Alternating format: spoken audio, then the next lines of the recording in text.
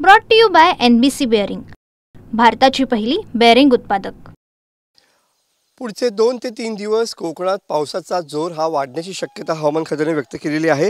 बंगालच्या उपसागरात कमी दाबाचा पट्टा निर्माण झालेला आहे आणि त्यामुळे पावसाची तीव्रता पुढच्या 2 ते 3 दिवसांमध्ये वाढेल असा अंदाज हवामान खात्याने व्यक्त केलेला आहे आणि त्याचमुळे रात्रीपासून या ठिकाणी कोकणामध्ये पावसाची संततधार बॅटिंग जी आहे ती सुरू असलेली पाहायला मिळते आहे।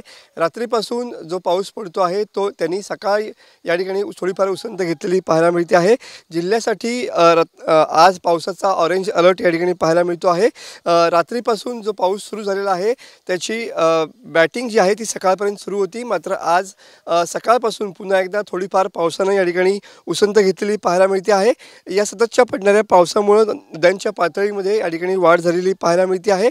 जरी पाण्याची पातळी वाढ झाली असली तरी पण पातळी जी आहे ती या ठिकाणी स्थिर असलेली पाहायला मिळते आहे।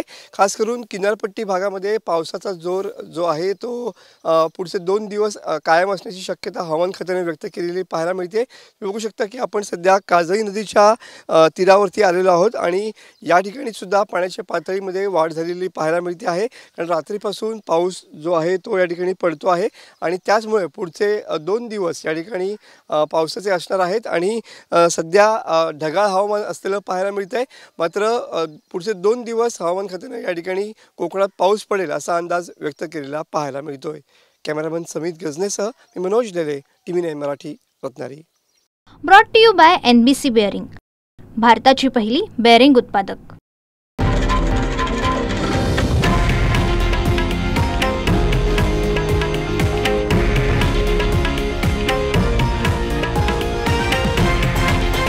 हे आहे देशातील नंबर 1 न्यूज नेटवर्क आणि आपण पाहत आहात TV9 मराठी, एकमेव।